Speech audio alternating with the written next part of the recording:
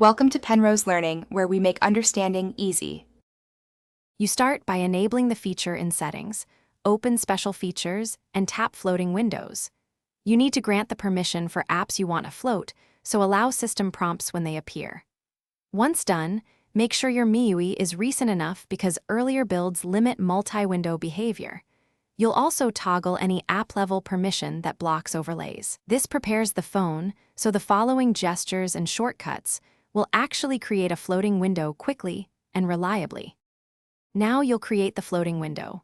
Open the app, swipe up to Recent Apps, then tap the app icon and choose Floating Window. This converts the full-screen app into a movable overlay.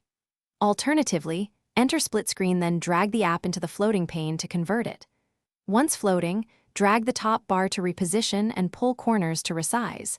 This matters because some apps default to fixed aspect ratios. Make sure to test interaction. Tap outside to dismiss or return to full screen when needed. To finish, learn management gestures and a key troubleshooting step. Use the floating window's top bar arrow to snap back to full screen, or long press the window and select Close. If float stop responding, revoke and regrant overlay/display over app's permission in Settings. This often restores functionality. If that fails, restart System UI or reboot your phone to clear hung processes. These steps ensure you can reliably open, resize, move, and close floating windows during normal use.